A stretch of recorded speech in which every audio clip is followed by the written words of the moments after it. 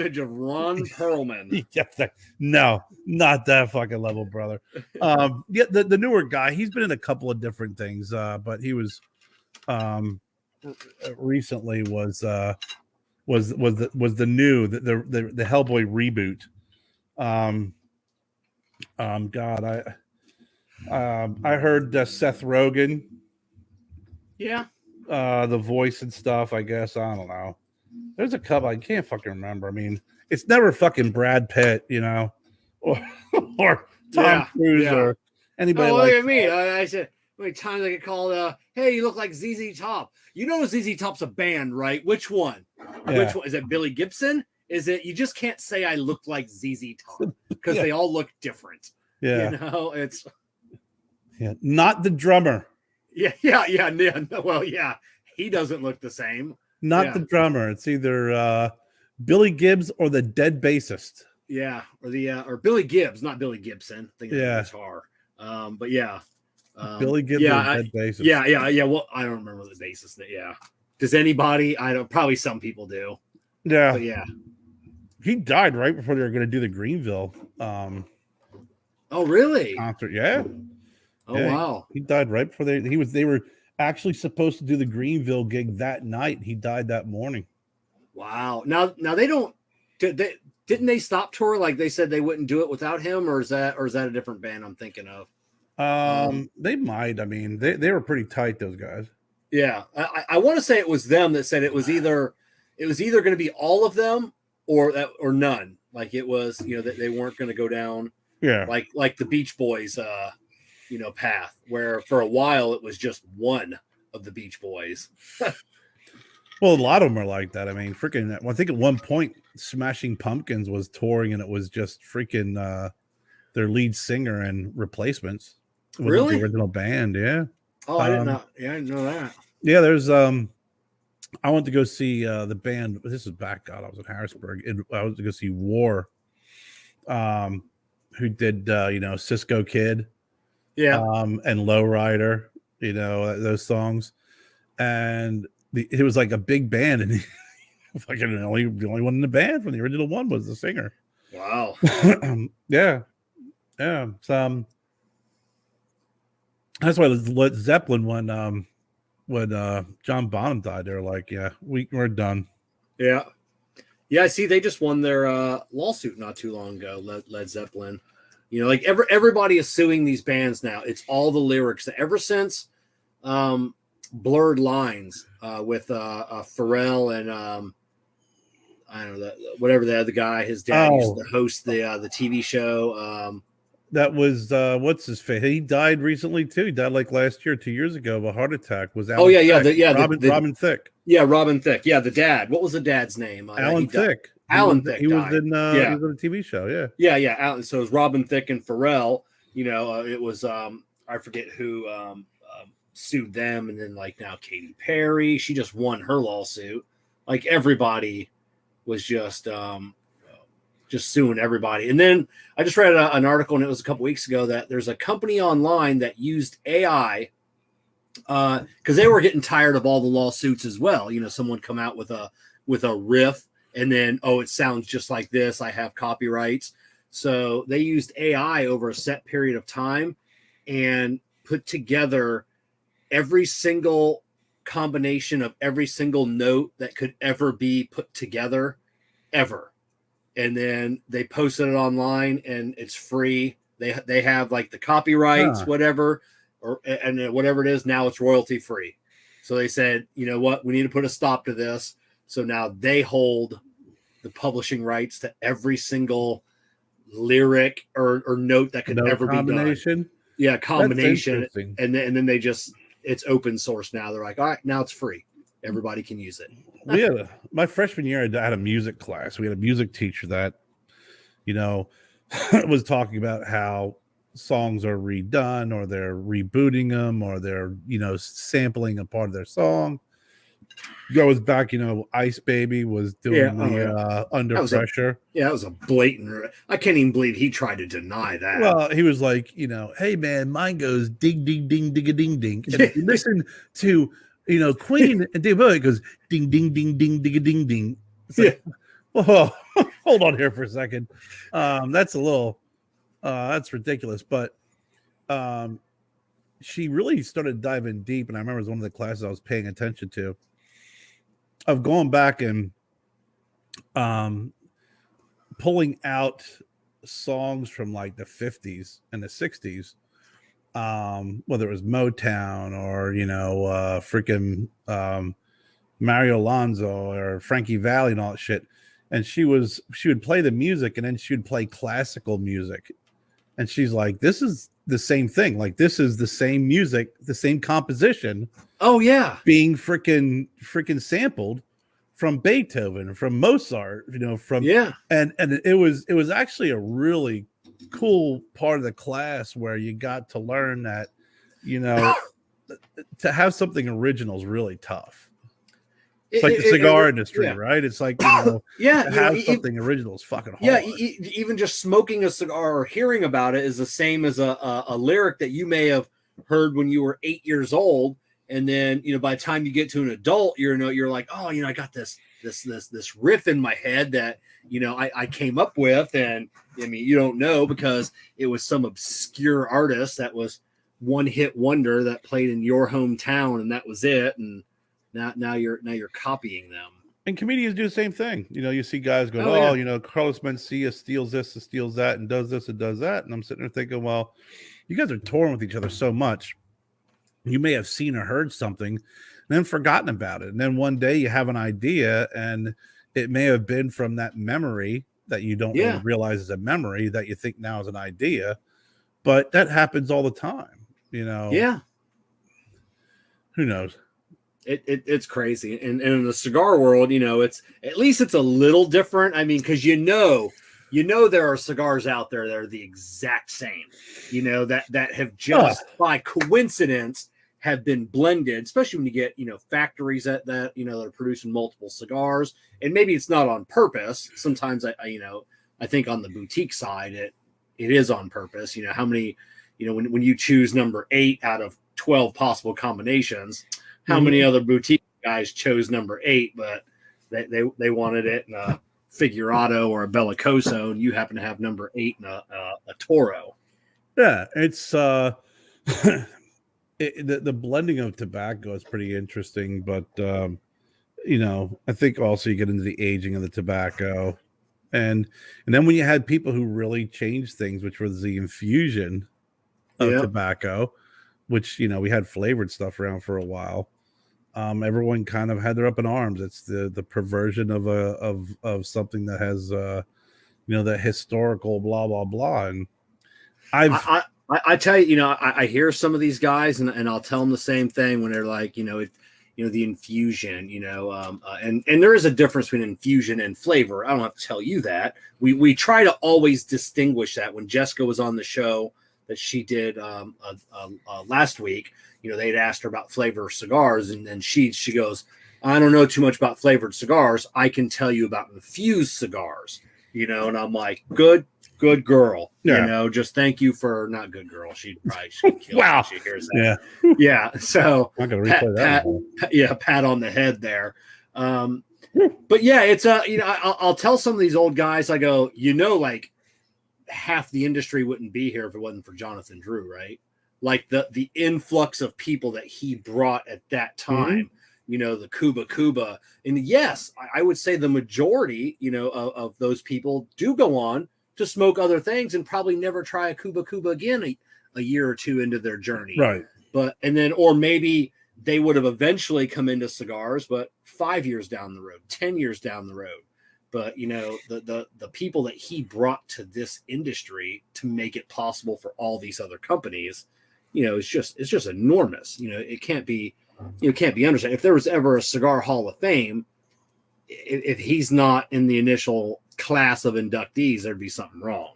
It can't be understated, and you can't deny it. You know what I mean? Yeah. It may not be in your wheelhouse, but to ignore it is just stupid. Oh yeah, and he couldn't have done it without Jorge Padron and all these Fuente and all these other guys, that paved the way for him, but I think this is gonna be a good conversation tonight without the girls on the Bullies. Yes, well, let's start it off. I'm Broadleaf Bully Kevin. And I'm Broadleaf Bully Kerr. And we are the Broadleaf Bullies. We talk. You listen. We are the Broadleaf Bullies. And here's your hosts, Kev, Kerr, Jessie, and Jen.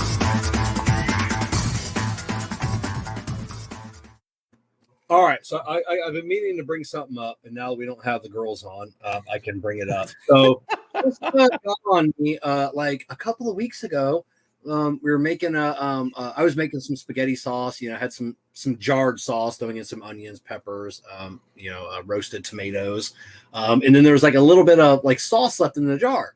So I put like, I don't know, 3 or 4 tablespoons of water in the jar, shook it up, and then dumped it in the sauce. Yeah. Freaked out. I'm watering down the sauce. Nobody does that. And I go, everybody does that. She goes, nobody but you. You cheap Irishman, And I'm like, well, first of all, there's 20 cents worth of sauce left in there. We're getting it all out. And then I'm almost positive everybody on the planet does that. Do you do that? Of course. And you know what? Do you put a lid on top of your sauce?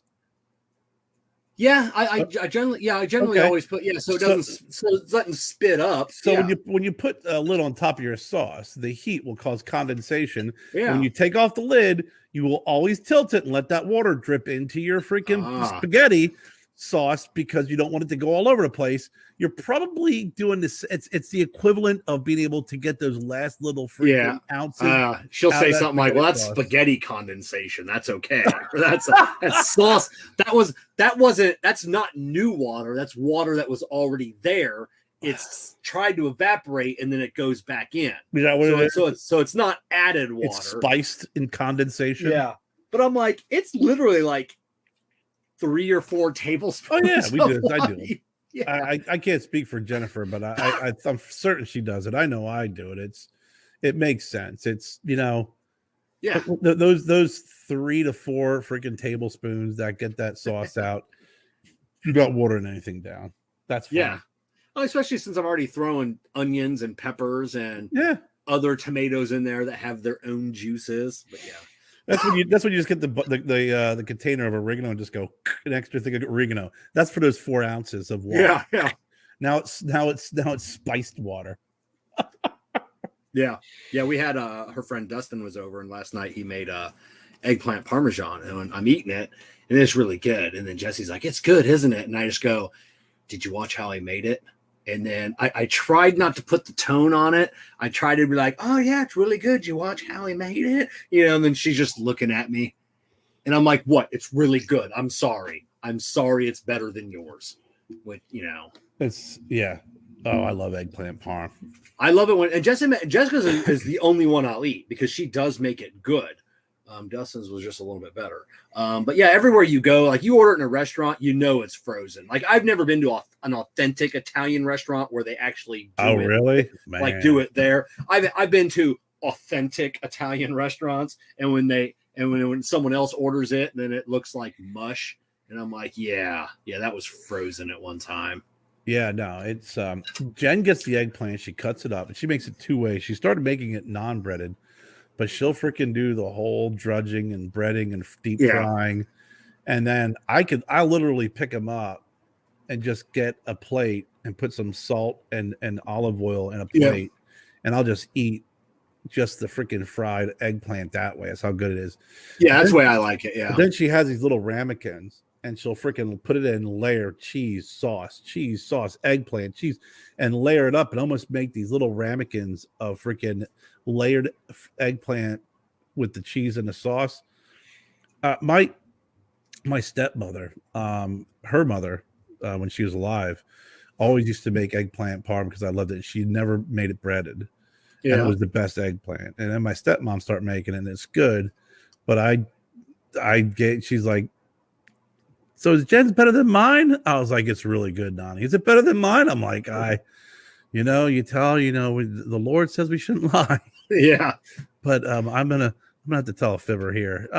No, Nani. No, yours is better. You know that. Yours is always better. But I'm like, fuck, Jennifer's is out of this world. Out of this world. Freaking fantastic, man. Chris and Stephanie Monaco, they moved down here when they get all moved in. We're definitely going to make a trip over there. I'd like, as often as we can to go hang out with them, just because they're good people. Oh, yeah, great. I've never met Stephanie, so I've never met her. Okay. I've hung out with Chris, several times. Yeah. But he wants to make us some Italian or Italian food. Yeah, he's gonna make it an Italian, New York Italian food. Yeah. It's gravy. It's not sauce. It's gravy to them. It's that's the difference. Those guys will take a freaking noodles and take ketchup and freaking, put it on the noodles and freaking throw us a little bit of oregano on it, call it gravy. Yeah. I there's a couple of like TikTok channels that I subscribe to, and both of them were wives that are American that married, like went to Italy and married a guy, but it's always the terms that they use, back and forth. And they're like, the Italian guy's like, you got it wrong. And then they really go after like the New York Italians. Yeah. Because they try and emphasize everything. And like the one guy's like, stop saying that. That's not the Italian way to say it. That's the New York Italian. Yeah. Stop telling people that's the Italian way to say it, because it's not. Yeah. It's like when it's like the Soprano episode when they go to Italy. Yeah. And all the Italians are just like, oh, fucking guys, they're fucking New Yorkers, New Jersey. They think they're Italian. And all the Italians in the mafia and the mob interacting with these guys were just disgusted. The one guy, Paulie's like, you just have some noodles, and some gravy. And they're sitting there because I got a little Italian guy. He used to work at this winery back home. And we were talking about wine. I'm like, well, shouldn't you have red wine with this white wine? He goes, no. He goes, have you ever been to Italy? I go, no. He goes, it's the Mediterranean, and it goes straight up, and then it's land. He goes, we eat we drink red wine with fish. Who gives a shit? He's like, whoever says that you have to drink white wine with fish and red with meat. He goes, we fish, we get meats. He goes, and the food there, he goes, it's not this big plate of spaghetti with meatballs. He goes, that's not what Italian food is.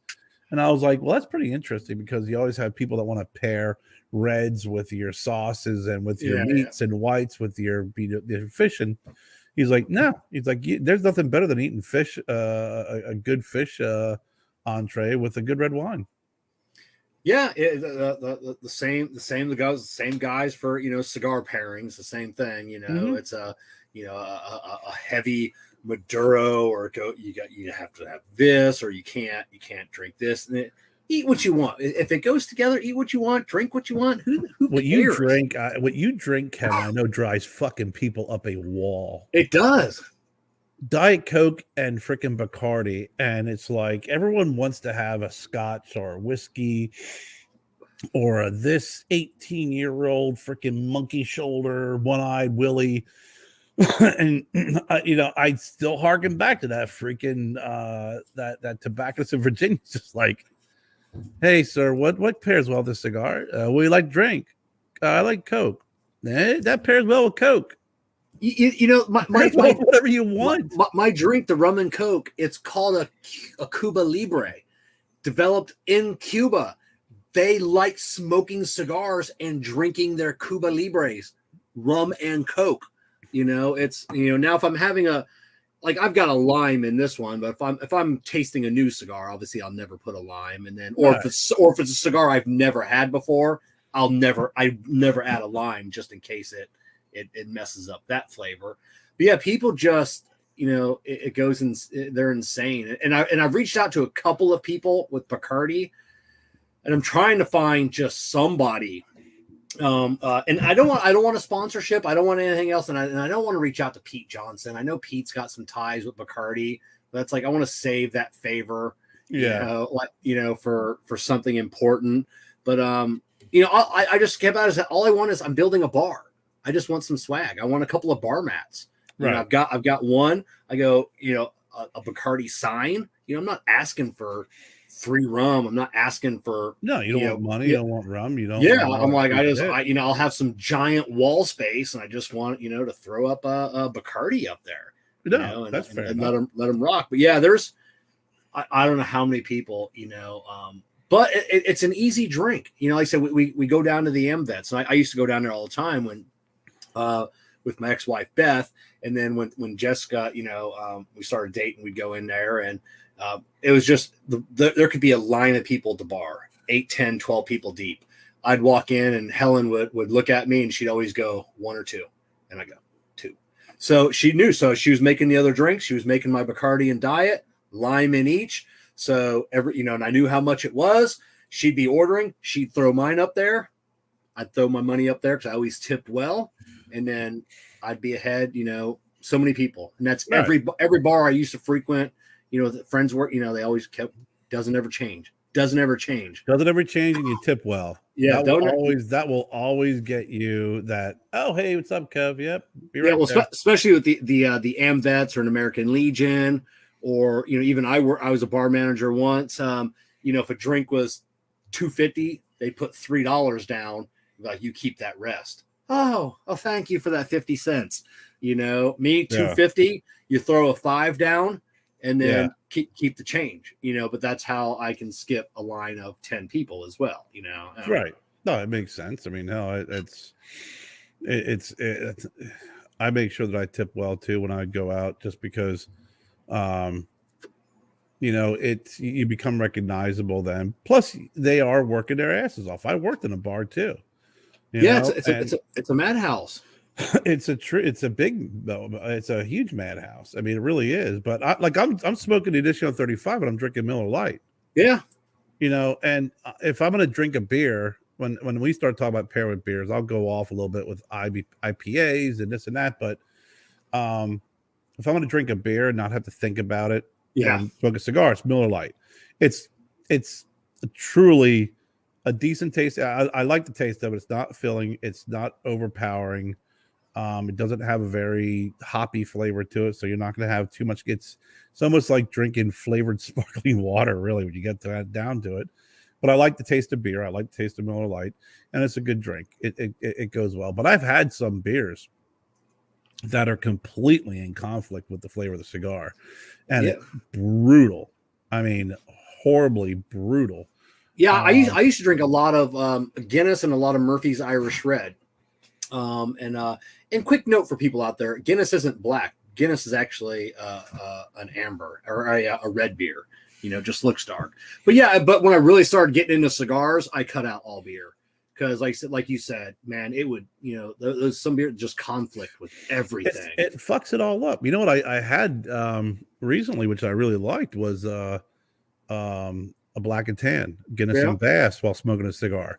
That's a great combination. If you have a really good peppery cigar too, that beer combination goes well. That creaminess of the Guinness, the amber crispness of the Bass, or a Harp or whatever you get, down below, goes really well with a nice peppery cigar. It's great. Yeah, Jessica likes a cider, so we always go down to the Irish pub, and they have and I forget like real cider, not like Angry Orchard. Oh, that stuff is just garbage cider, freaking horrible. But it's forget whatever cider, and they have a pear cider that is just amazing, and she absolutely loves Magners. Is they have a pear that she absolutely loves, and she can only find it on tap when she goes. Very few places have it. Yeah, I'm not a big cider person. I've tasted them, and like I said, I've tasted real ciders, and I appreciate them. But it's like oatmeal stouts. Like, I can drink them, but if I'm gonna have an oatmeal stout, it's gonna be at the end of the night. I'm not gonna be like, hey, I'm gonna go out and drink heavy tonight and drink oatmeal stout because after your first glass, you're like, okay, I'm ready to go home. It's so thick and rich, and just it's something. Oh yeah, When I want something crisp and refreshing, and it's going to be a beer, it's going to be a Michelob Light or Michelob Ultra. And I know people's like Ultra. Oh, of course you would drink Ultra, but I'm not a big beer guy, so I want something light, carbonated, tastes like beer, refreshing, You know, I could drink 12 of them and still be standing. Yeah, I got a couple of friends that drink Mick Ultra, and I always bust their ass about it because you know. But I used to Michelob was the Michelob original Michelob is a good beer. I've never had. I always started with Michelob Mick Light. You know, really, and then the original Michelob. Then years later, they came out with Mick Ultra. But yeah, we used to go down to Hooters every Friday night with a group of guys, and we'd get 2 or 3 pitchers and you know a bunch of wings, and you know, and then that was it. And it was always Mick Light was always the beer that everybody would drink. I had a buddy when we were in high school. You know, we used to go out drinking and stuff like that. You know, not like you're supposed to, but everybody had their beer. My buddy liked Budweiser, but we drank a lot of Stroh's back then because it was just cheap and easy to get. We just watched the was it Modern Marvels on the food, and they just went over the story of Stroh's and Schlitz. What a great story. I don't know the whole story behind it, but Stroh's was really big back in the late 80s, early 90s. And when we had some extra money, I always got Michelob. And then when I got into college, you know, that's when the budget kicked in. And we used to get a lot of Milwaukee's Best. Yeah, the Beast. The Beast. Yeah, my buddy's dad drank the Beast because we would all come over and we would steal them. So he used to buy the 18 packs for $2, whatever. It was literally pennies on a dollar. And we did, and then, God, it might have been my sophomore or junior year. I was home for break, and we went down to the local beer distributor because in Pennsylvania we had beer distributors, and we rolled in and they had new to the market $6 a case Keystone. I've never had one, but yeah. You never had a Keystone? No. So I was like, fucking Keystone, $6, you know, and it's made by Coors or whatever. So we drank a lot of that, and that became popular quick. And Keystone line went from like a $6 case to like a $10 case, $12 because it became popular, you know. Yeah. But that's what I drank. And I always vowed to myself, I'm like, when I graduate college, I get a job. I will not drink Milwaukee's Best. You know, my buddy's dad, Dick, who passed away a couple years ago. But yeah, I'd always go to his house. You know, even after Brian moved out, you know, and he was like my second dad. I would just go over there and hang out with him and chat. You know, because he was automation, you know, robotics. So even way back then, I was always tinkering with something. You know, and a licensed electrician. And he's like, "Hey, you want a beer?" I'm like, "Hey, if you got an extra one," and he goes, "Oh, they only give me 18 in a pack, but you're more than welcome to have one." You know, but that every time they didn't give me any extra in this one, but you're more than welcome to have one. And then he would always bust me whenever I'd say hot water heater, and he goes, "Man, you're that fancy? You got a hot water heater?" So instead of a water heater, instead of a water heater, I'm like, I'm doing well for myself now. It comes in, and we need to heat the hot water. That's we like it just a tad hotter, so we have two. We got a water heater and a hot water heater. Oh my God. I never thought of that. We used to, I always bust my sister's ass because in Pennsylvania, and I don't know, we always had the MAC. MAC was a big Philly thing, Money Access Center. Okay. And you had your MAC, your Money Access card. So she was always like, I can't find my MAC card. I said, you can't find your Money Access card? Yeah, but to this day, she still calls her ATM card, you know, her MAC card. Oh yeah, it just fucking you get so used to. My buddy and I were going back and forth on Instagram earlier, about pizza, and he posted something. The hell did Big Well post? It's about going into a pizza place, and God.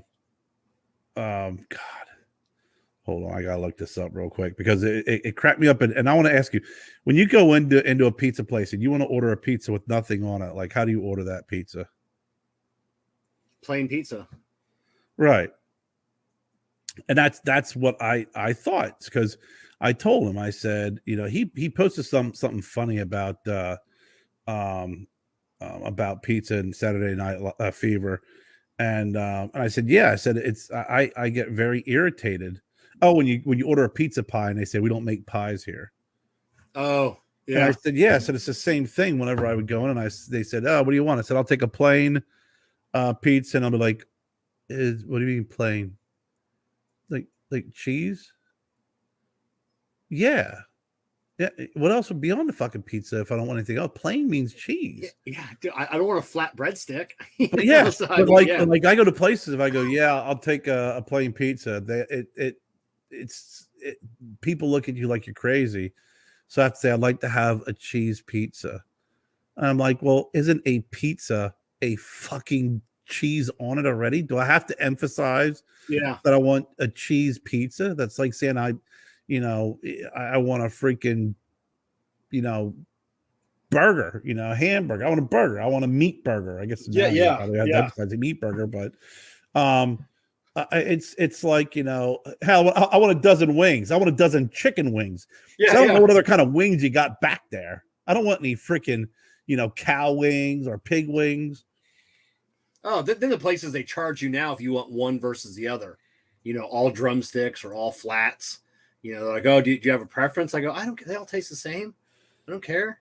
Yeah, fucking chicken comes with one each. Yeah. Just throw them all in together. If you're getting to the point where you're specializing in the order of the specifics of flats versus drummies, then you're all sorts of freaking uppity freaking place. I just throw a bunch of wings in a fucking thing. I'll eat them as they come. I prefer flats, and I'll eat the flats first. But then when I'm done with them, I will then eat the drums. Yeah, I'm a drumstick. Jessica's a flat. So it works out well for us. Especially if we get an equal number of both. Yeah. But we'll both eat either. I mean, I don't care at all. Yeah. I mean, more often than not, she won't eat a drumstick, but I don't care. Oh, fuck. I'm not gonna go listen.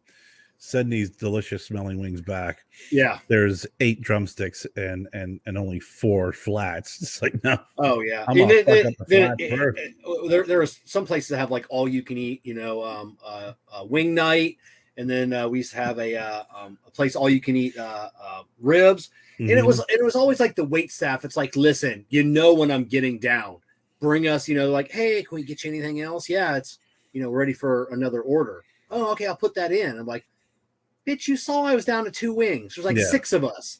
It's the same with the ribs. You get a rack, and then when every time all you can eat, then they bring you 2 ribs, and then you got to order it each time. It's like, get out of here.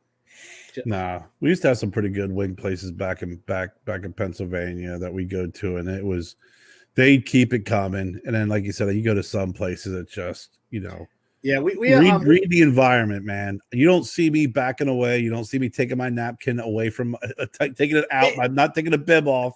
If we're on our 3rd reorder or 4th, okay, maybe ask. But it's on your 1st reorder, I want another one. I'm a large mammal, so I'm gonna be. Yeah, I'm gonna be here at least for 2.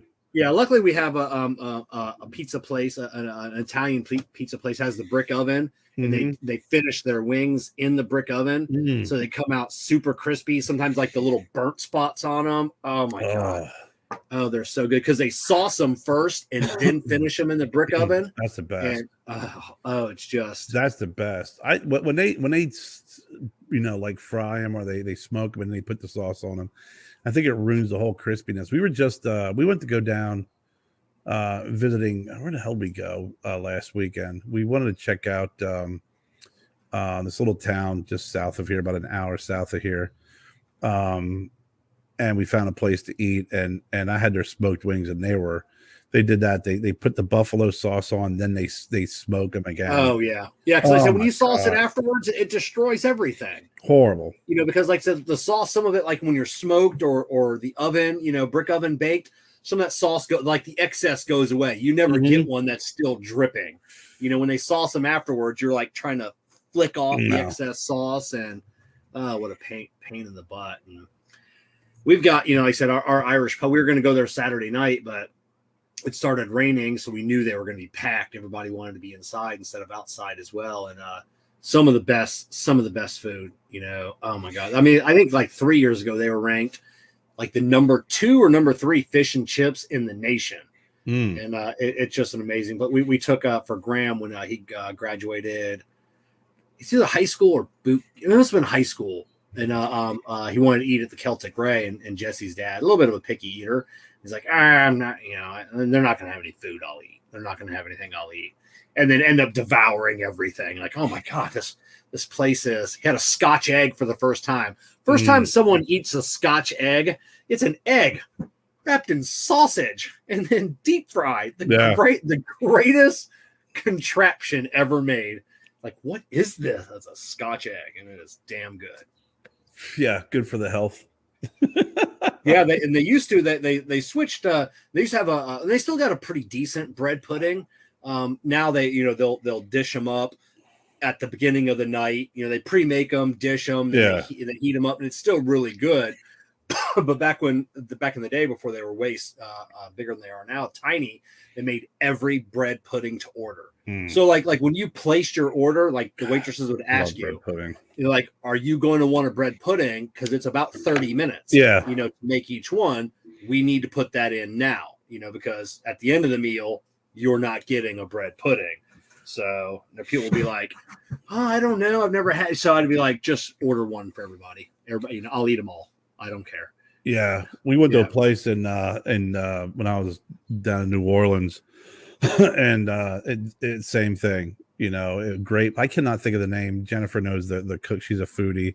Some guy on the Food Network. It's owns the place, and we order our appetizer meal, and they're like, "Are you gonna want bread pudding for dessert? Because it takes a bit."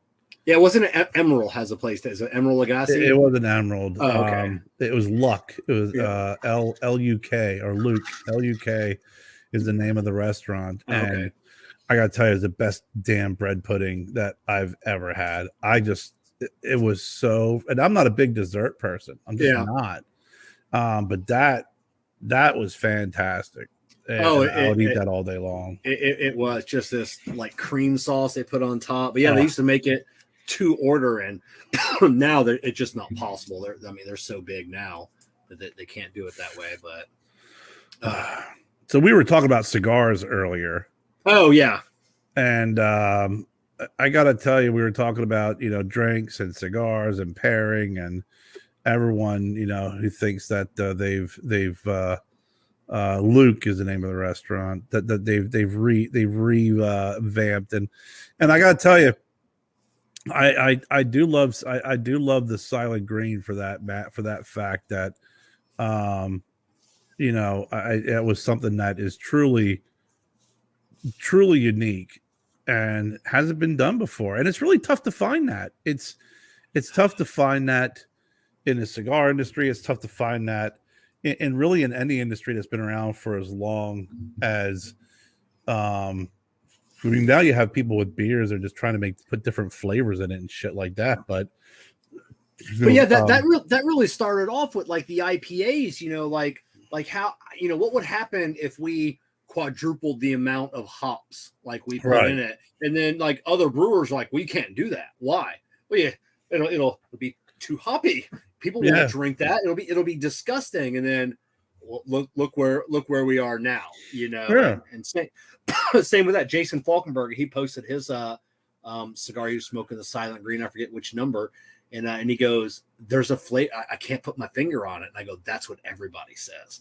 Like they can't put, there's some, can't put your finger on it. There's something happens, when you're combusting that candela, or, that it married, with the tobacco. Cause like I said, we did let those age until they were just, contrary to popular belief, they don't need any more aging.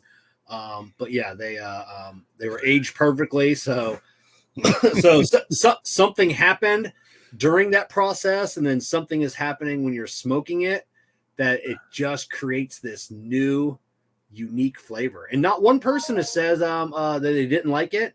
I think I've only had two that they said they were lucky they got the buddy pack, because two people, and they were different cigars. I think 2 and 3, like it didn't burn quite right. He said they still finished it, but it was like a wonky burn. And I'm like, and then both of them are cigar reviewers. And they go, listen, I'm not complaining because it's a natural product. It's rolled.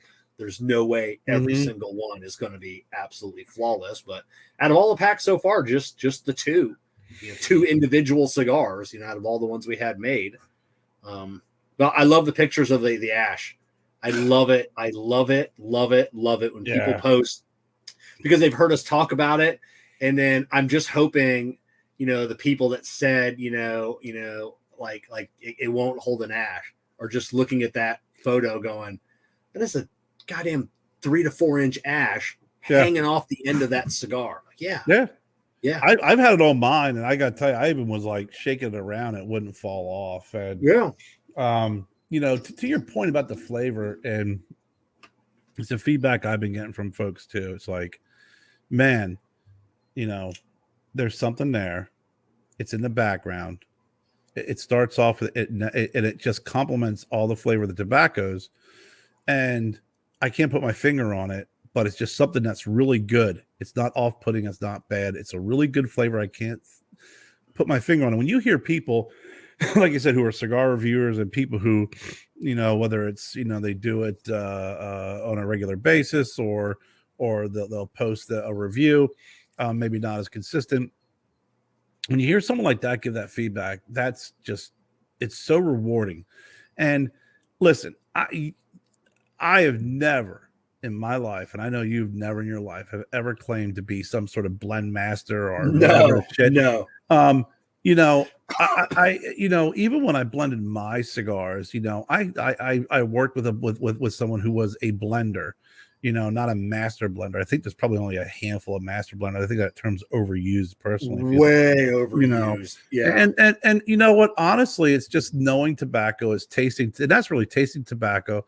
And that's why I want to go down to Nicaragua this year, but it's getting to taste the tobacco and getting a feel for how you would like them to complement each other. But when you have an idea like you did, saying, listen, I'm not a blender, but why can't you put Candela in the filler? Now, when you have people who claim to be blenders and then they say that they're not, then Lord knows that freaking ridiculous story down the line. It's got one too many freaking loopholes in it. It's just asking that question. And I think, we'd mentioned earlier about Jonathan Drew and having, infused cigars and how it's opened up the gates and there's more cigar smokers and people, even if, something like a flavored cigar, if that's not in your wheelhouse, right. Or an infused cigar. And there's a difference between the two. We talked about that earlier. Yeah. But if that's in your wheelhouse, what you like, then God love you. I honestly, I don't criticize people like that. I don't. I don't criticize anybody who has ideas and want to try something different. I think that's great. I think that's necessary. I think it's needed because every industry had someone who pushed against the freaking norm of the grain and said, what about this? And when you hear the group of traditionalists say, well, no, that almost kind of incentivizes you to say, well, if you're all saying no, then maybe we need to go in this direction because it may work. And if you don't have someone who's testing the boundaries and who's thinking outside the box, then it's just going to be kind of this one-way direction. So when you came to me and you were talking about it, I was like, fuck yeah, that's brilliant. Let's give it a try. And it worked. It worked well. It worked so well that we have 3 blends. And right now, if nothing changes, it's gonna be a 3-way tie. Yeah. That's fucking I didn't expect that. I was like, this was my favorite, but I probably think this one's gonna win. Yeah. It's crazy. And then, it's just finding the right, the right person. I think I needed to go through all of those people, that didn't believe in the process. And James wasn't sold, no, but he was open. He was open. But he was open. He's young, and he's already, he'd already done other stuff that nobody, that hadn't done before, and different stuff, so yeah, he was open to it. How many people, talk about Jonathan Drew, built his career on acids, and then one day he's going to come out with a traditional cigar, but not just a traditional cigar, like the best, be like, well, you can't do that. And he's like, well, who is that? Who you got blending it? Well, we got Steve Saka and Nick Melillo. I don't know who those people are. Right. Who are those two people? Like, well, you're about to see who those two people are. Give it time. Yeah, and then when Liga Privada came out, and people were like, "What is?" how is this even from the same company? Right.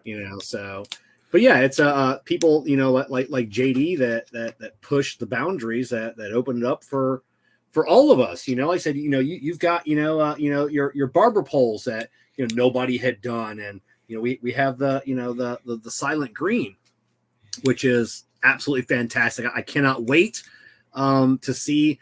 I can't wait to see somebody promote that they have a cigar that has the most candela filler on the market. Like nobody has ever done a cigar with this much candela, because that's the only way you can go from this point. Because you can't say, oh, we have the first with candela. Which is super cool, because like I said, we're cigar nerds, you and I, and but at the end of the day, we started off just like every other cigar smoker out there. Like we all from like at the beginning, like I would love to have my own cigar. Like I would love to have my own cigar, and then not only do we come out with this one, like it's a first, like, realistically, 15 years from now, 20 years from now, if this is a thing, will people remember, that we created the first candela? I don't, probably not. But when one comes out next year, people will say, oh, Kevin and Kerr. It's the first of the first. That's always cool having. They did that first, and it's super, super cool. But yeah, now I'm hoping people will push the boundaries. I'm interested in seeing how much can be added before it really screws up the cigar, because it is such a delicate thing with just that flavor. Like eventually, like you just, it's the same thing with Ligero. There's only so much you can put in before the cigar doesn't catch fire anymore. It literally will not combust, or it kills the person who's smoking it. Like my cigar. So, but yeah, it'll be interesting to see if anybody takes the reins from here. Obviously that something like this, I guarantee there are people right now, it's in the works. Like they're working with it, they're thinking about it. Maybe some are in the cool room, like, hey, we gotta let them do their thing for a little bit. We just don't want to look like we're copying. Yeah, see if it's marketable too. See if it catches on. If it's something that's just, is it for real or isn't it for real? Because I could tell you, I mean, I'm sure when it came to infused cigars, it's like, is this just a fad? And, I telling you, man, I look back to when the late 90s, when I smoked my first Lars Tetons. Yeah. I didn't know what to think of it. Yeah. It was different. And I said it tasted like somebody rolled the cigar and their hands had patchouli oil on it. Yeah, yeah. That's what it tasted like. And it was a decent taste. I mean, it was, for me, I liked it, but it wasn't something that was always in my wheelhouse. But I just think, I've heard some criticism before and here of late, and I have to say, in the cigar industry, in my opinion, so you can take this with a grain of salt or a bucket of salt or whatever you want to take it with. There's varying degrees of cigar brand owners. There's folks, whether it's La Aurora, Fuente, Padron, who am I missing there? The biggies who've been around for a long time. Yeah, Hochi Blanco. Folks who've been around for a long time. Even Dr. Rodriguez, his family's owned their farm for 100 years. Pepin, Pepin Cigars. I mean, they've been around it. It's the third generation, fourth generation. And obviously, I would have to imagine, I would hope that they would be. And I don't know. I've talked to Carlito, and I think for him, he still has that kind of boutique mind where I think he gets excited. He's happy to see that he can inspire people to kind of come into the industry. I don't care if you're them, if you're someone who's a boutique, you have maybe a small farm, or if you are someone who has a full-time job like me and you do cigar work as well, and I heard somebody say that they do it on the weekends. It's you just don't shut off the cigar world Monday through fucking Friday and then go, hey, Saturday, I'm just going to do They do, and we know those brand owners, and there's a reason why those brand owners have been doing it for 5 years, and they're still not successful. But you know what though? But my thing is, if that's what you want to do, if that's your passion, then do it. I mean, who am I to thumb my nose at those people? Who am I to look down on them and say, you only do your cigar work on the weekends, and you're a brand owner, and you just pick a. If that's what you want to do, if that's what you can afford, or if that's your resources, then who am I to fucking criticize? Yeah, because we both know a couple brand owners, and that's and I think a lot of times it's the allure of being a brand owner, sometimes, and it's like, hey, I have my own cigar. I'm making a cigar. So they don't push it. They don't get out and sell it, but they don't want to be the next Jonathan Drew. They don't want to be, And if that's what they want, then God love them, right? That's it, but it's the brand owners that I was talking about that they want it all, but they're still only working on the weekends. Like, hey, you want this, you want to be in 200 stores. Where are you at on Tuesday? Right. Where are you at on Wednesday? They don't have a plan, and they don't only have a plan, but they don't execute the plan well. And being somebody who works and has a brand, even when you have the best laid out plan for the cigar business that you have, it's tough. It just is. I didn't win the lottery. I don't have family money that I could just stop working tomorrow and just just go full time. Eventually, that is my plan to get to there. But my point is that anybody who is entering this industry, unless they're doing something really stupid, and I think the biggest criticism, and rightfully so, is anything that could be misconstrued or anything that could be marketed towards kids. Yeah, I think I separate my personal opinion from the reality, because honestly, I think our opinions and our thoughts about some brands and some names and some things, we boil it down to, hey, listen, who cares, right? If that's what they want. But when you layer that in with the reality of the FDA, what they're looking for, and how they're looking to use brands, names, and stuff like that in order to push their agenda, you have to be smart about it. So my thoughts are always, I think the restrictions and stuff are stupid, and I think that I don't believe that there is a brand out there who is marketing towards children. I really don't. I don't. No. I know there's been some questionable names out there. There is not. But they're not. I said it before. Yeah. There's nobody out there who's saying, "Hey, I'm part of the XYZ club, and I'm getting these cigars," and they're a kid. It's not marketed towards kids. They may utilize some things that are, food, ice cream, or related to kids, and that may be frowned upon. It's going to be frowned upon by the FDA because they're going to use it to push their agenda. And I just think that that's really where we need to be kind of cautious about it and use, an ounce of common sense when making those decisions. But all in all, my personal opinion is completely different when it comes to, like, if I saw this great idea and I'm like, listen, man, I really want to come out with a Boba Fett cigar because I love Star Wars. I love Boba Fett.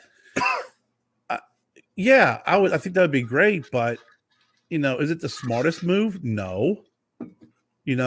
Would it be a good move? No. Would it be a move that could infringe, obviously, some copyrights? Most certainly. Would it be misconstrued as this is a freaking cigar that is using the image of a freaking character that freaking kids' toys are made after and stuff? Yes. So I wouldn't do something like that, even though for me, I think it'd be super cool. It'd be cool, and there's a difference between, because I've heard a few times now. It's like, we're playing on your the cigar smokers nostalgia, and most of the time I call BS on that, because when you have a cigar named after a current cartoon character, that's not playing on the nostalgia of your average cigar smoker. Now I've got stickers. With we took Trash Panda and turned it into the did a one-off of like the Thundercats. Yeah, That's something from, I'm never going to come up with a Thundercat cigar. I'm not going to take that name, but I did a cool sticker and put the Trash Panda on it. That's nostalgia. right. That's something we grew up with. That's not a cartoon that kids are watching now. That I consider that nostalgia.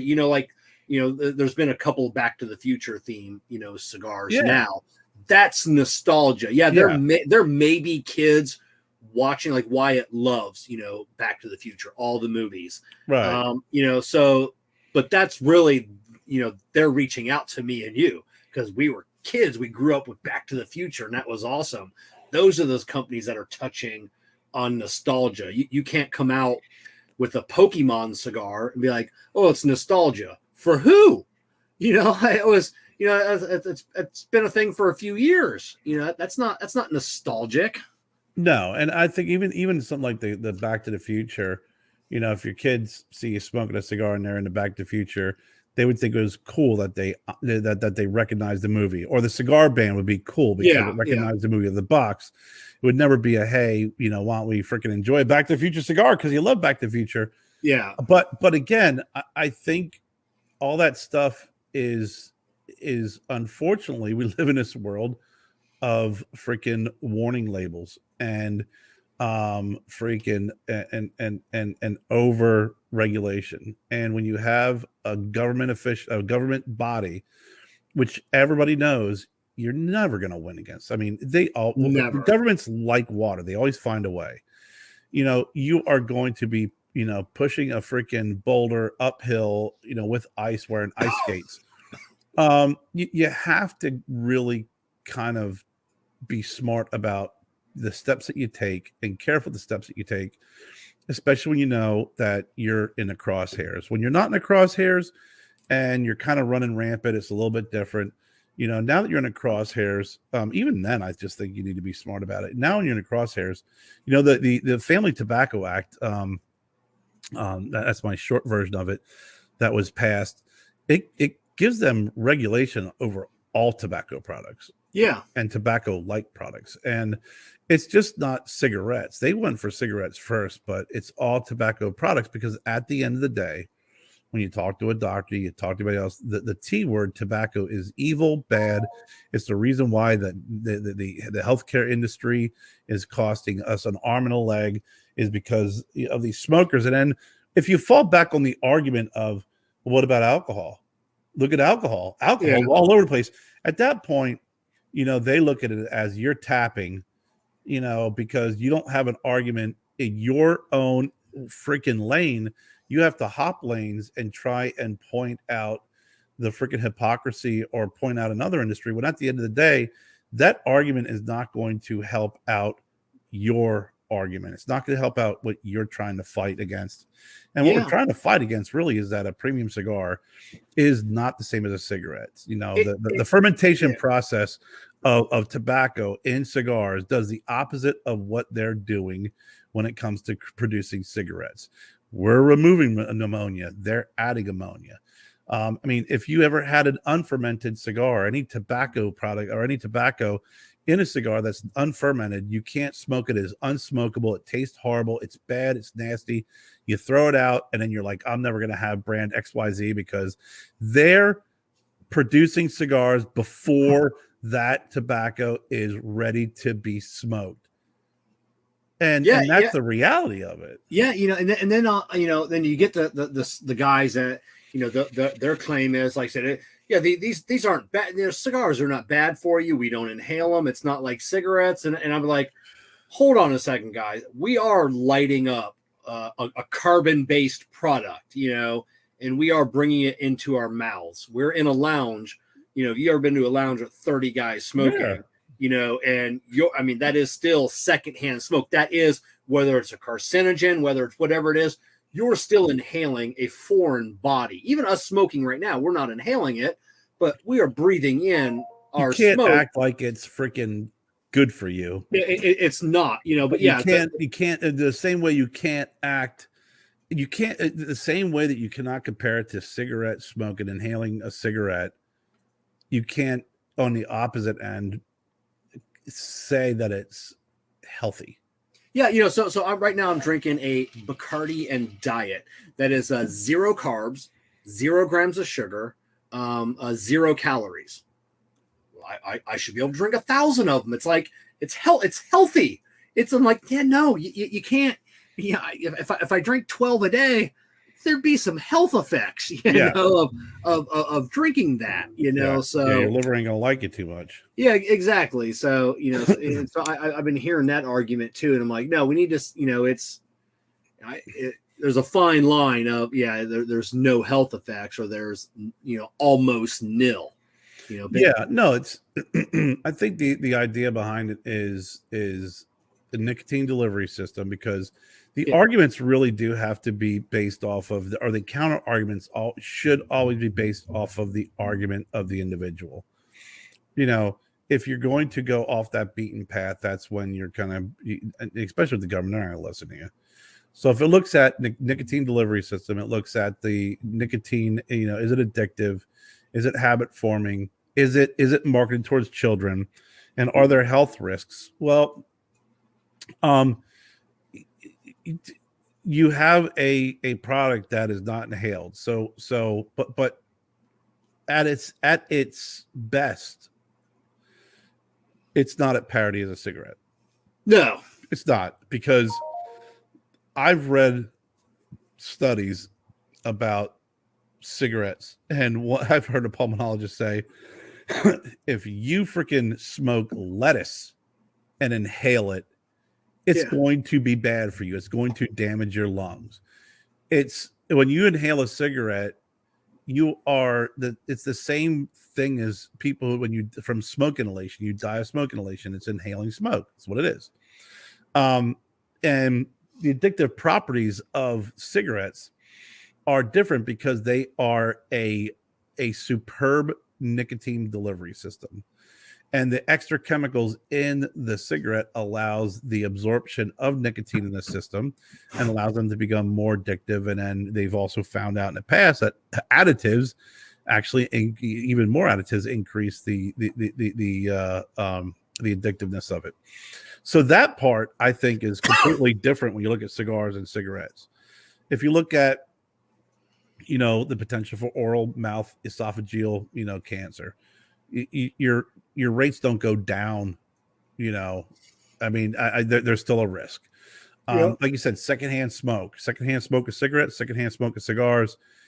It's smoke. You're still inhaling smoke into your system. It's still a foreign particle. It's still not going to be good for you. So to act like there's nothing wrong is silly. That's the reason why we should have warnings. I just think that the government always looks for a way to regulate, to make money. And I've always believed this, and I still will, is that I think the regulation of the tobacco industry is the precursor to them really trying to reduce their out-of-pocket costs, or their costs for health concerns down the road. Yeah, without a doubt. That's why my company charges me an extra $12, $8, whatever it is a week for my health insurance, because I'm a smoker. Right. And they don't make any differentiation between cigarettes and cigars. You're still a smoker. And my doctor laid it to me before about it too, and he's sitting there talking to me like I'm a cigarette smoker. Yeah, and I'm like, it's different, And we got guys in our company that are cigarette smokers and cigar smokers that just say no, and they lie on that form. And I go, you guys are dumb, because when you get lung cancer from those cigarettes and they find out you've been smoking for 25 years, guess what? You're going to have a $500,000 bill on your hands, because your insurance company is going to tell you to pack sand. Well, I think that's also part of this whole end game is going to be, and you start to see it now. I think insurance companies, what they'll do is they'll say, okay, so Kevin, you're a smoker. So every single time I have an appointment with you, I'm going to talk to you about the freaking health concerns of smoking.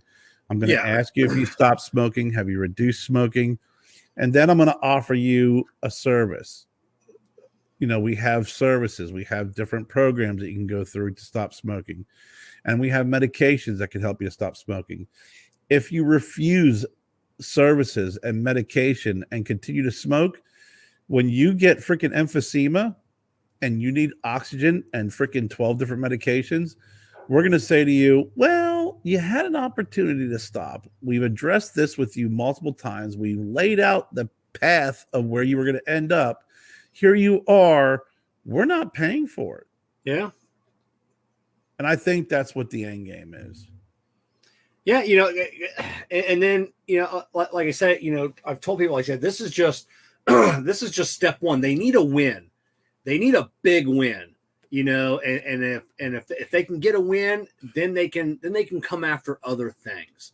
It was like when I forget who is in charge of guns, not the ATF, but which federal agency, and they knew that they couldn't come after. I think it's I want to say it was the FDA, but I'm probably wrong. And they knew they weren't winning that fight against the guns. So then they tried to go after the bullets. Yeah. Or the rounds. Yep. Lead shot, it's endangering the environment when it gets into the environment. So we're going to come after bullets. And then luckily, Congress stepped in and like, oh, no, that's and I don't know if it was Congress or if it might have been George Bush when he was president, on an executive action. Now that I'm thinking about it, but it's like, no, that's an overreach. That's not your thing. You're not, you're not getting into that, because like I said, if they can't do one, they'll get the other. If the FDA can't get us on cigars, they'll try and regulate us out of the industry, like no fancy boxes.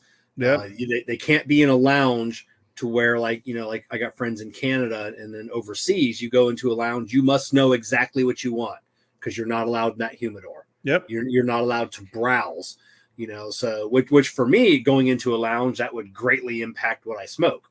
I would go into a lounge. All right, give me a Liga Privada T52, right. Instead of going in there, coming out with a T52 or coming out with, 8 cigars. Like, ooh, I haven't heard of this one. I haven't heard of this one. I haven't heard of this one. I just go in there, ask for my one cigar, and then the brand owner or the tobacconist might say, we have this new, Stogie Road cigar and tell you all about it. But if I can't see it, touch it, see the box, or he brings the box, talk about it, he brings the box out, just looks at, and then. So yes, that that'll hurt the brick and mortars. But it's going to hurt everybody. I mean, realistically, this will hurt freaking brand owners, especially when they go into this registration and testing and all this shit. I mean, I remember when you mentioned the whole gun thing. I remember back years ago, they were going after the cop killer bullets. Yeah. And the NRA was like, yeah, no, we're not. We're fighting against this. And it was like, these are bullets that are used that penetrate bulletproof vests, and they're killing our police officers. When it's really convenient to use police officers as a prop, like most government officials do, they usually, will like to prop up, children and whatever else. And they were like, no. And then they went to the NRA and they were like, well, why are you fighting against this? And they said it true. You cannot let the government get their foot in the door. Yeah. They're like I said before, they're like water. They always find a way. But as soon as you let their foot in the door, as soon as you say, you know what? Yeah, maybe those bullets aren't right. That fucking opens up this much room. And then it builds and it builds and it builds and it builds and it builds. And I've seen the pharmaceutical industry get freaking overregulated that way, to the point where you can't even freaking give a doctor a pen with the drug name on it because that might sway them to write your drug, which is so ridiculous, to this point now where we're at, Yeah. Well, you're talking about the drug industry. People want to know why, why a pill when it first comes out, is, a couple $100 a pill, whatever it is, and I'll have that. I'm like, do you know how long? I mean, like, you look at I can tell them why.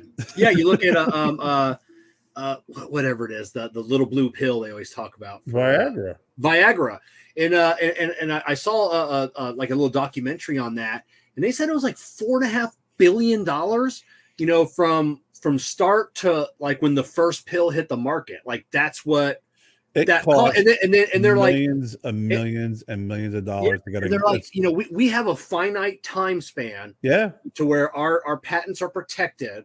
We have to recoup that cost plus make a profit so we can make other medications as well. So you got to support your R&D somehow. And I mean, everything in that pill is built into that pill. Every dollar that you pay for that pill is built into it. And I know, I can't remember if it was Bush or Trump. I think it was Trump.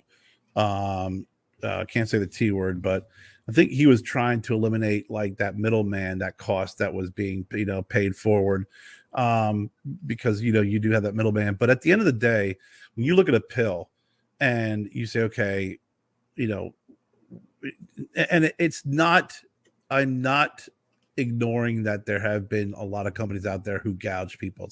I'm not saying that. I'm saying the average person doesn't realize that the amount of money it takes from the moment that you freaking develop that compound to the moment it hits the shelf, it's years. And it's a lot of money. It's clinical trials. It's money that's out of your pocket. And it's we heard Robert Holt talk about the tobacco he's buying. So I'm buying tobacco and it's aging. And I'm like, why? It's an investment because eventually we'll make cigars out of it. But it's very similar to that, but at a more expensive scale. When you're like, okay, I'm going to take this drug and I'm going to test it in animals, and then after I test it in animals, we're going to test it in people, and then we have to show certain endpoints. We have to show certain values to have, and to get the green light from the government to move forward to the next level. By the time it reaches market, you're like, okay, so my patent started here. I've gobbled up this much time here. I only have so much time, like you said, to recoup my money. And I've spent $20 million on this drug to do it. So now I have to take into consideration that I got to freaking get it approved on a formulary, because Lord knows it won't get freaking written without formulary approval. So I got to do some negotiations with the insurance company. I got to freaking pay a sales force to go out and market this drug, because anybody who sells something has someone who's marketing it, and they have to tell the doctor about it and educate him about it. And then I gotta make that money back. And I got to make enough money back in that pill to not only recoup what I've freaking spent, because no one's in business to freaking break even. I have to make a profit, and then I have to take some of that money, reinvest it back into research and development so they can make more drugs, in different disease states. And then at the end of the day, I have to worry about a freaking company that's going to get their lawyers. Their research and development are lawyers, and those lawyers, they don't have people freaking trying to produce new drugs. They have lawyers. Those lawyers are going to test our patent. So now I got to pay my lawyers to fight the lawyers of generic companies who are trying to test my patent and get my freaking patent ended early so they can release a generic equivalent of it. And then all they have to do is go, okay, I spend $5 million on my lawyer. Well, yours are $2 a pill. Mine's $1 a pill. And then and that's really how things occur. So they don't really think about them. And then I was at a meeting and they put up this cost line. And I was like, people paying for the medications, there's more people paying for their freaking cigarettes and beer than they pay for their medication that they need. So it's the pharmaceutical industry is very, very funny, because there is a lot. I've seen a lot of smaller companies invest a lot of money in a medication in a compound that just did not perform well in clinical trials. Guess what happens? Yeah, nothing. That drug goes away. Yeah. All that money. So how many millions are they in, and it just goes away? They had a statistic. It was like, out of 10 drugs that are freaking submitted, maybe 4 will get approved. So there's 6 drugs not being approved or didn't meet their the criteria they're supposed to meet. That's a lot of money that is being spent in the industry. That now I'm like, okay, great. So you imagine, Kevin, if you and I develop a drug and we spend $10 million on it, and it doesn't come to market, but we have a second drug that's in the hopper that's doing well, we got to make up that $10 million that we lost. So how am I going to make it up? So I never, I never tell people, it's cry the blues of the pharmaceutical companies, but years ago when drugs were going generic and companies were pushing and a lot of lawsuits to get drugs to go generic earlier. And honestly, what ended up happening is you see a lot of these politicians that push for that. And I'm like, you're going to kill the industry. What do you have happen? You have someone like Pfizer who's like, yeah, we're eliminating 3 of our divisions. Why? Why should we continue to look for a freaking medication to help people who are overweight or have obesity? Well, I can't freaking continue our cardiovascular, division because we just don't have the money to do it. What you'll end up doing is you're going to say, I'm going to allow generics to come to market earlier. So now, Kevin, I'm going to shorten your patent life that you have to recoup your money. So what is that going to do to the price of that drug? It's going to make that drug even more expensive because now you have a shorter period of time to recoup your money. Yeah, without a doubt, it's insane. Like R&D, which is nothing compared to a drug. I'm going down to the machine shop tomorrow, and I got to pick up some bleed tools that are finally finished up. And then we're gonna talk about. We finally got our bleed tool nub tool, the thing we've been working on for 2 years. Right. Like I said, so I finally got the perfect prototype. We've only got like a couple more changes to make. And it's just to the print. I'm not going to need another prototype. I'm $2,000 into this prototype, and then on my first run, I've got to make a minimum of 100. I won't make that money back, unless I skyrocket the price. I want to keep the price down to a reasonable price point to where I think people will pay for it. But I won't even make it back. It's like, I'm in the hole. And even Jessica's like, what are you doing? And I'm like, it's been so long. I have to see this project through. It's a passion project. It is, it's going to be cool. It's going to be badass when it's done, but even when it's done, there's already been one company, and I know they've heard me talking about it in the design, that semi knocked it off already, and it's like, son of a bitch. And what happened to that prototype that you built, right? You've been working on for 2 years. Yeah. Oh yeah. I'm on my fourth prototype. What if the fourth one you pop up and all of a sudden you're just like, no, it's not working. It doesn't work. Yeah. I can't release this because my name's on it and it it'll be a joke. So now all that money you spent is now that $2,000 is now gone. So now you got to make it up somewhere else. Now you take that and put that in the millions. I mean, it happens. And that's where, I can see, there's a lot of fucking companies out there that price gouge freaking drugs. They're like, this drug's been out for 25 years. Why are they still charging this much money? I don't know. I think it's wrong, especially if it's been out for 25 years. But if sometimes, if a drug's too complicated and no one's going to make a generic version of it because it's too difficult, then you probably can name your price, Oh yeah. That's my buddy Brian, who's a machinist, back when we used to race, we used to have a traveling circuit, and we would race RC cars. We had a 4-man team. We would travel throughout the state. We had a trailer, like gas powered RC cars, like legit. So there were parts that used to break all the time.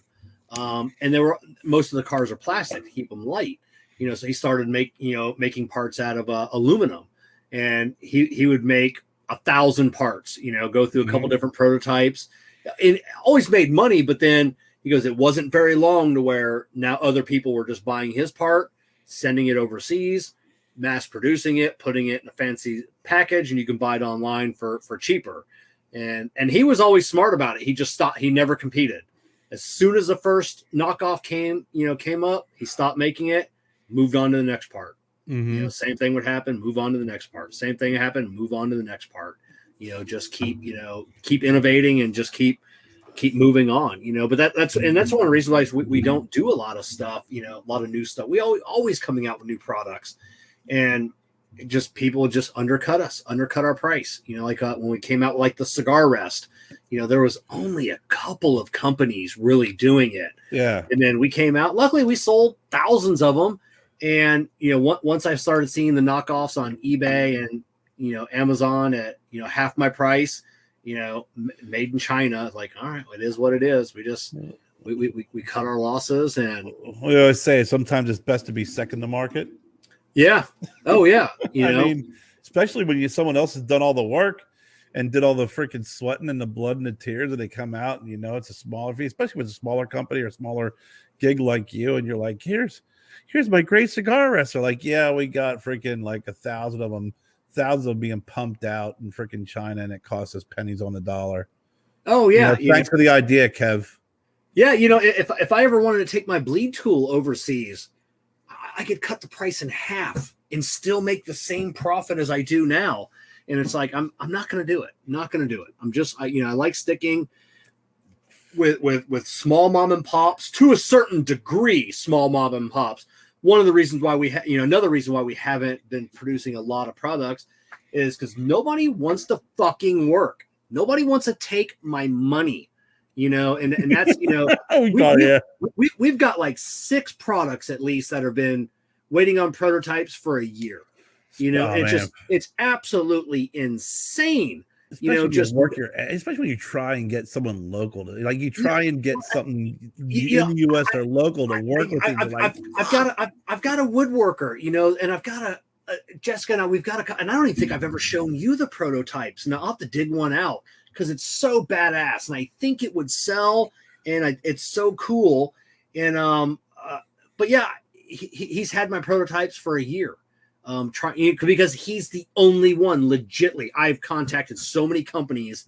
No big company wants to do anything on a small run, and then no small company can handle big runs. Yeah. So I found one guy that can kind of handle a medium-sized run, and it's just like every week.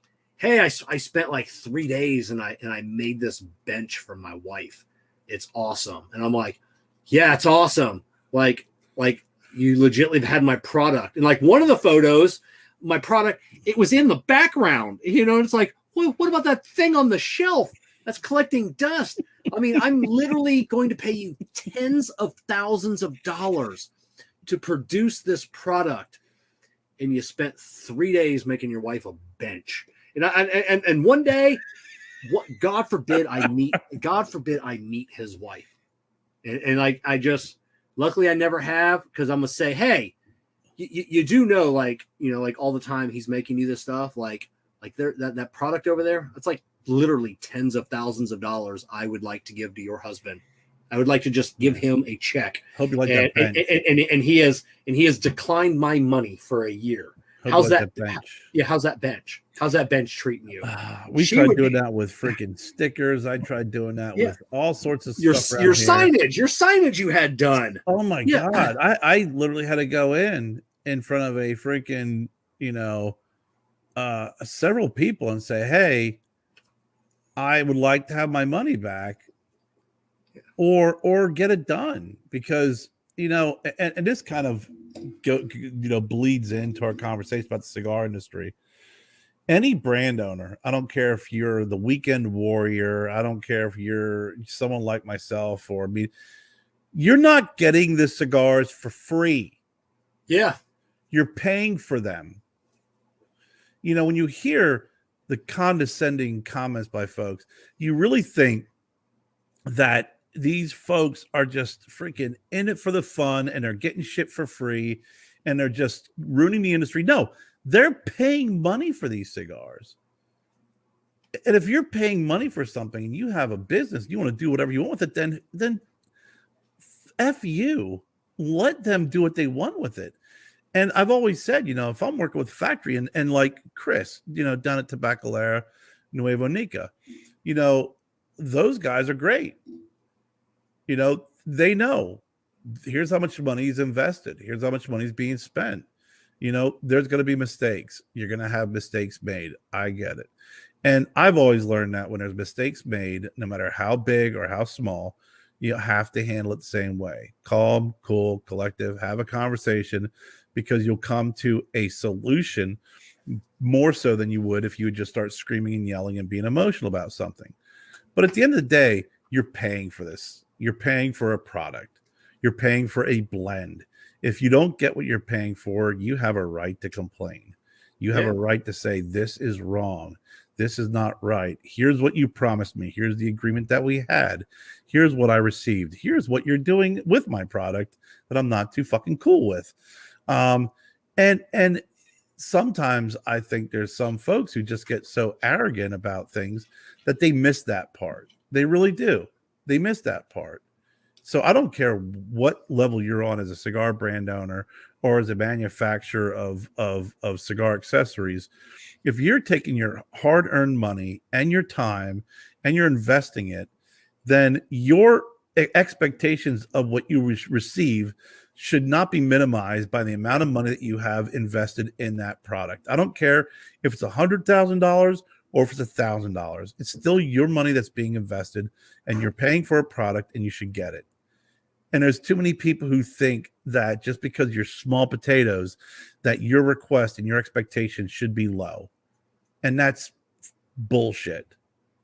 It's just bullshit. Yeah, you're right. We look at, so where are these at? I think I've got them right here. So these cool little paracord keychains that we had made.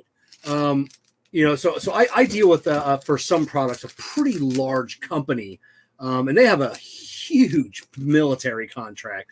The military, the biggest part of their company, and then on their website is, hey, we can make just about anything. If you ever have any, anything, an idea. So I had seen a paracord, people wearing a paracord bracelets. I'm like, oh, hey, I'd like to have a paracord keychain. Reach out to a couple of guys that I saw making them on eBay and Etsy. And I'm like, hey, I'd like to order, a couple hundred of these, like what kind of price can you get me on it?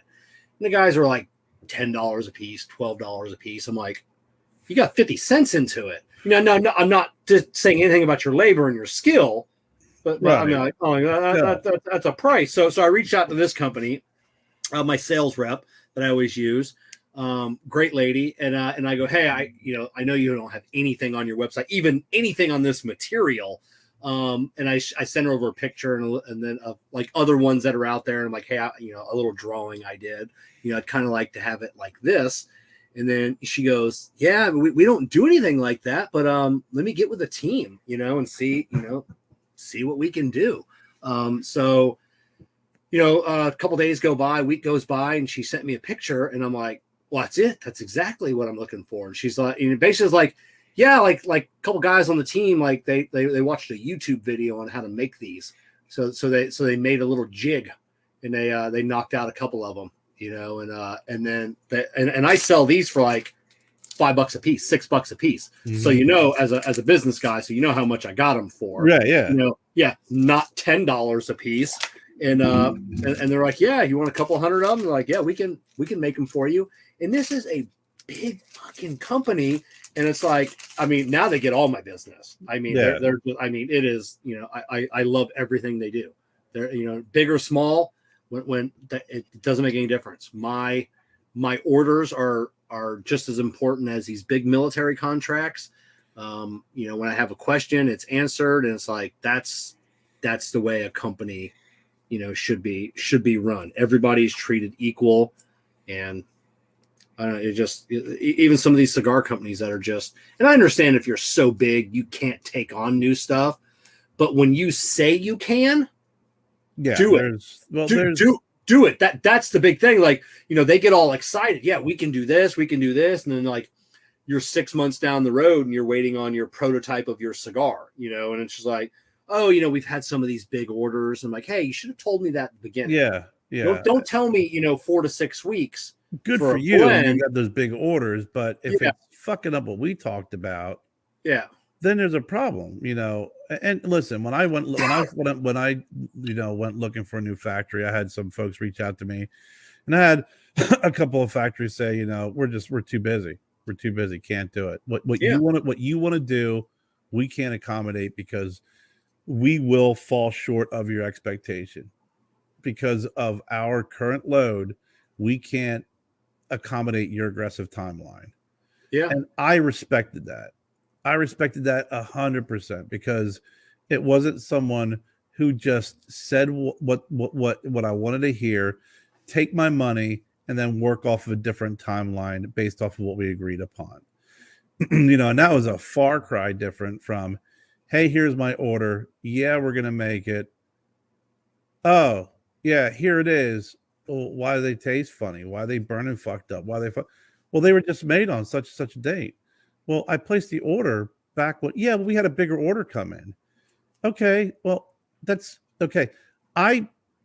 That's not my responsibility. You see, I'm not at the factory. They're not letting me know when this shit's being made. So if a cigar is being made 2 months after the order was placed, and then I get it a month after it was made, and then your response is, well, it was just made, that's a lack of communication on your end to let me know what's going on. Because if that was the case, I would have said, let them sit and age. Just don't give them to me. I'm working off of a X timeline. Yeah. Letting them sit in the aging room for 90 days, and, especially the Vitola would have been ideal, for them to come in and sit and sell. But, don't try and place the onus on my shoulders when it's clearly your responsibility to communicate what's going on. And, like you said, James, perfect example. Yeah. Perfect example.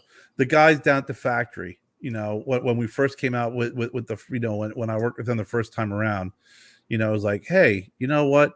We got to let the Sandella sit longer next time. We have to, especially if we're going to go with a bigger ring gauge. And then it sat longer, so I got them a little bit later. But you know what? They're fucking perfect. I'd rather wait, and get the product that, I want and that we talked about and freaking realistically is going to perform well in the hands of the customer, then give me a half-ass product, that obviously was rushed through because it's not a barber pole. It's not freaking 2 halves of leaf. It's a freaking Connecticut with a candela strip wrapped around it. And you're going to try and pass that off as a barber pole. Don't cut corners and do something quickly to get it out the door, because that's dishonest. And if you're going to be dishonest about something like that, then you're dishonest about a lot of other shit. Yeah. It's tough working with people like that, especially when and they try and tell you differently. It's like dealing with a kid that's like, freaking, they did something wrong and they're trying to tell you they didn't do it. And you're just like, listen, I know you did. I know what you got chocolate all over your face. I know you ate the freaking brownies. Don't say you didn't eat the brownies. I seen you. As Bill Cosby would say, kids don't realize that sound travels. So when they open up the cookie jar, you can hear the cookie jar, opening up, So don't tell me one thing. Oh, I thought you were going to say it's Bill Cosby who would say, have this drink. Actually, some of the shit I dealt with in the past, it was pretty much equivalent to freaking being freaking handed a drink with trying to slip me a Mickey to try and freaking try and disguise and deceive. But at the end of the day, it like I said, James, it was like, hey, you know what? I know you guys wanted it this date. It needs to wait longer. Okay, great. You're communicating. You're being freaking honest. And look what we got. We got freaking 3 great blends that are just freaking fantastic. The feedback, great. Yeah. He could have said, "Hey, they're done. Here you go, guys." And then you can smoke them. Figure out if you want to let them wait. If you want to, push them out right away. But yeah, he's like, no, it's they're done. We're not releasing them. This is still our baby. The factories that are open and honest, and like you said, factories that just told you flat out, it's like we're too busy. And I remember it's probably going back like 6 months ago. Had a not a factory owner, but someone, like the face of the company. I don't want to name names, right. but I reach out to him like, hey, I'd like to do something like this, and they're like, yeah, I'm gonna be down in Nicaragua in a couple of weeks, month, whatever it was. I'll look into it, and then we'll see what we can do. Then I saw he posted a photo on Facebook, being in Nicaragua, and he's like, I'm only here for 5 days, gonna be a quick trip. I got to do some things, and I'm like, crap. So I didn't reach out to him. It's like there's no way he's, and I understand if he's not going to be down there for a couple weeks to work on something for me. Mm-hmm. And like 3 days in, he just sends me a text message, out of the blue, and he goes, hey man, didn't forget about you. We're working on this thing right now. We're going to try and get you, a couple little things to work on, and don't think I'll be able to bring them back with me, but they're going to continue to work on it. We're going to get you some samples soon. And I'm like, dude, that was awesome. It was, in between that time, I never communicated. I'm like, hey, I heard you go to Nicaragua. Don't forget about me. Don't forget about me. Right. Like he put it in a book, a phone, something, and he remembered. It's like that's the company I want to work with. I want to work bad with when you got to keep freaking following up on what's going on. Like I said, I deal with Chris. Chris is great. I deal with a couple guys down at the factory. I communicate with them. And Enoch at the factory, even when we were having issues with boxes, he was spending extra time trying to find, boxes, trying to give me an idea of time frame, and then even went to a friend of his that just started up a box factory, and he's like, these guys want to start up a box factory, and he came back and he's like, it's a couple of guys who it'd be like me and you in Nicaragua going, hey, let's start up a box factory. And all of a sudden we get like 1,000 orders. He's like, they're getting slammed right now. So they really worked hard to try and get boxes done, because the box concept I wanted for the Lancero was fucking cool as shit. It really was. It just didn't work out this time around. But you know what? I wanted the cigars. I had people who wanted them. I had a demand, and it all worked out. But at least that line of communication was always there. I didn't have to chase after him, and I didn't hear a freaking a song and dance and bullshit story every single time. I got that, and the trust has been built with them now for over a year. And then when you start dealing with other folks, like you said, dealing with James, I've talked to Ishmael from Banff Cigars, a super nice guy. I mean, really super nice guy. And he and I talked about a couple of things in the future that we may want to work on. I'll tell you what, I dealt with the folks at Rebellion Cigars in the UK very early on, and here's where I made the mistake of listening to someone else, and at the end of the day, what ended up happening was there was a lack of communication between myself and the folks at Rebellion. And it allowed this much opportunity for someone who's a freaking manipulator and someone who's a bullshitter to step in. And I made the wrong decision. And after a period of time, I made the decision to contact Shahan and Emily from Rebellion Cigars. And we talked out the misunderstanding and disagreement. But more importantly, I apologized because I handled it in an incorrect way. I should have asked more questions. I should have been more responsible in asking more questions. And I apologize, because at least the one thing I wanted them to know was that I'm a man, and I'm man enough to say, hey, look, I screwed up. I apologize, and at least let's just continue or maintain a friendship. I would love to do business with you. If you don't want to, I fully understand. But the least, the most, I say the least, I'm using that wrong. The most I want to do is just let you know that I'm sorry and that I was wrong, and I hope that we can at least maintain a business, a personal relationship and professional relationship. And they said, hey, you know what? That's fine. Let's move forward with everything. So now, very soon, we're going to be distributed in the UK through Rebellion Cigars. Yeah, there are so many egos that get in the way of just life in general. When I said that dumb shit I shouldn't have said about, I didn't say anything bad about Carlito, Carlito and Melanie. Everybody knows that story. You know, I made an off the cuff remark, and that night, I reached out and I apologized. And I'm like, this, I was wrong. I was wrong. I'm sorry. I was man enough. And I'm still being lambasted by a select group for that, but those people don't know because I didn't advertise it. Hey, I apologize. You didn't post a fucking apology. You did it the right way. Yeah, you just reached out, and then like Carlito. I mean, I don't think we're friends. You know, I mean, I don't know him good enough. Like you know Carlito, but every time we see him, he's happy. We hug, we talk. He asks how the kids are doing. You know, asked how my leg was doing when we saw him last weekend. And we're friends, you know, but I could have, you know, let my ego get in the way and then said, no, I didn't have to apologize. You could have doubled down. I could have doubled down, and, you know, and that doesn't get me anywhere, it doesn't. So own it, apologize. You know, if the relationship doesn't move on from there, that's fine. That's not what, you know, apologizing is about. You know, it's just amending a wrong, moving on, and, you know, if something ever comes of it, I mean, obviously I'm never having Fuente make me a cigar.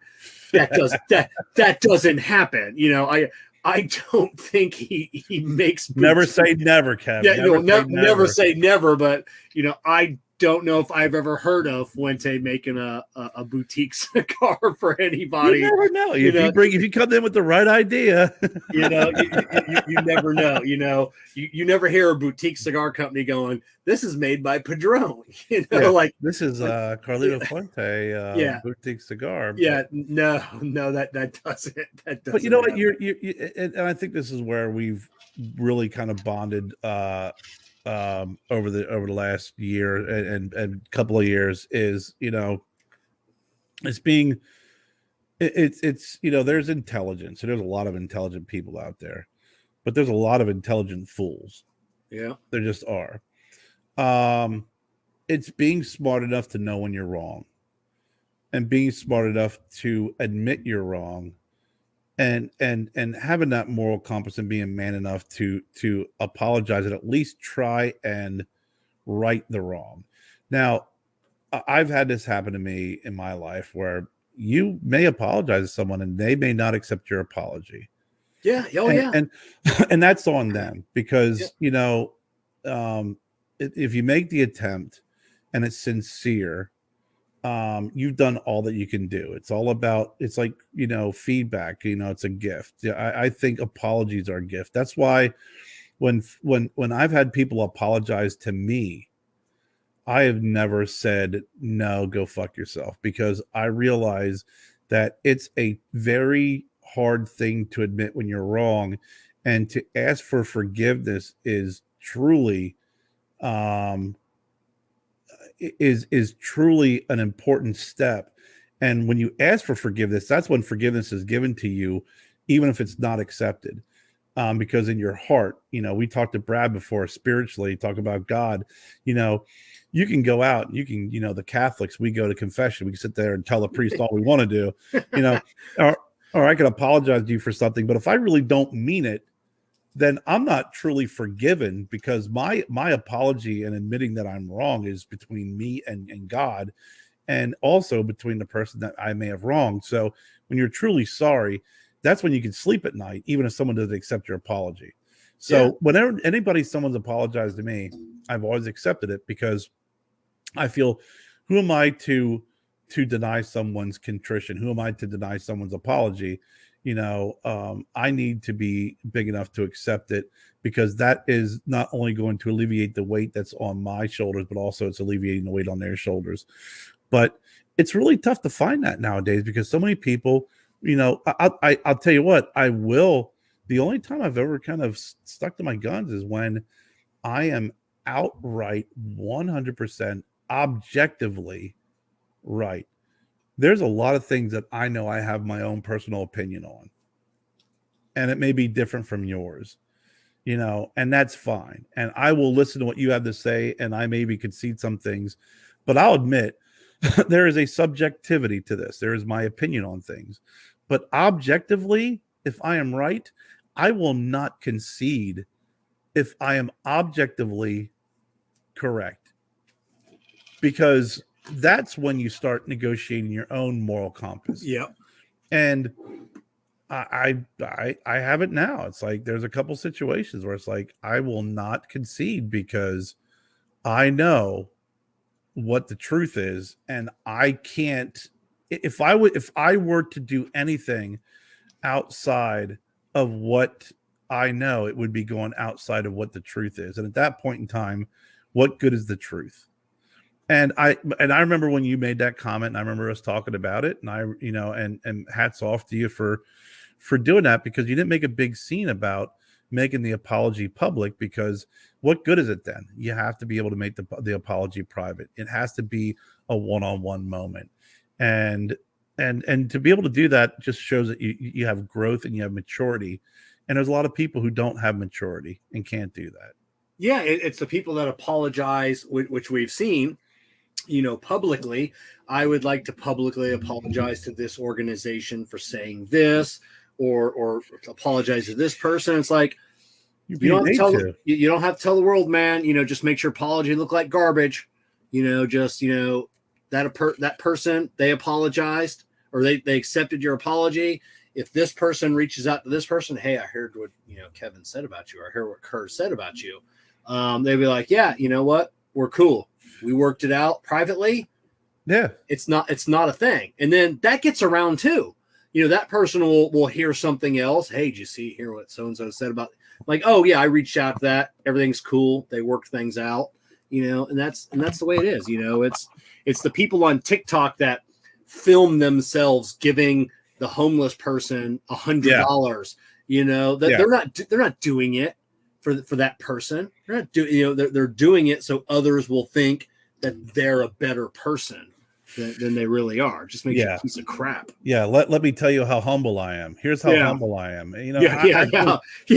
Actually, you going into a freaking 15-minute diatribe of how humble you are is the opposite of being fucking humble. Yeah.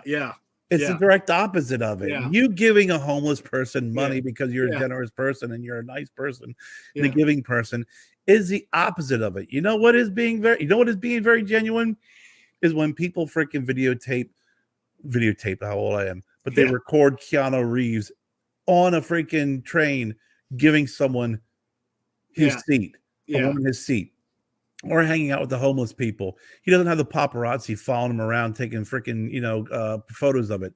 He's being caught in a genuine moment by someone because he's not expecting it. That's when you're like, exactly. I like Keanu Reeves. It's like, oh yeah, the guy's just he's doing this shit. And when it's recorded off the cuff, or it's a recording that's hidden, and he's doing the right thing, because that's the thing, man. People, it's freaking getting caught doing the right thing. No one likes that. They always like people being caught doing the wrong thing, but being caught doing the right thing like that is pretty cool, because it's not someone who's walking around video recording themselves being humble or being generous. Going live on Facebook telling you how humble they are. And I was taught by my great grandfather to be humble, and he owned half of this country, and he was humble, and his father, he was taught to be humble. And let me tell you about him and his family and our family friends. And I've been humble since before it was a word. And I'm gonna be humble and name drop and do all this shit. And I'm just sitting there thinking, man, it's my old saying, but I've always had this thought of, I'm just gonna freaking do my thing, Don't force me to tell the truth. Yeah, because if and that's kind of comical, because most people want to freaking run around and say this is the truth. It's like, listen, I'm cool with just being freaking doing my thing and being who I am, but don't force me to tell the truth. If you're gonna force my hand to tell the truth, then it's gonna be fucked up. Yeah, it's don't in the social media world, don't send a dick pic to me and then talk shit about me, because guess what? I screenshotted that dick pic. So don't don't tell me one thing and then try and screw me over later on, because like I said, that's Don't tell me you don't like unsolicited dick pics, because that makes me believe that there are solicited. Yeah. I don't like unsolicited dick pics. So what you're saying is that you do like the ones that you ask for. Yeah. So there is dick pic exchanges, so you can't be surprised when you get the unsolicited ones. Yeah. Oh my God. What a conversation without the girls. Yeah. So I guess on that note, hold on here. Let me get everything ready here. Yeah, we covered everything from keychains to cigars. That's it. So all right. Well, I'm Broadleaf Bully Kevin. I'm Broadleaf Bully Kerr. And remember, bullies make good friends. From Kev, Jess, Kerr, and Jen, we are the Broadleaf Bullies. Thank you for joining us, and remember, bullies make good friends.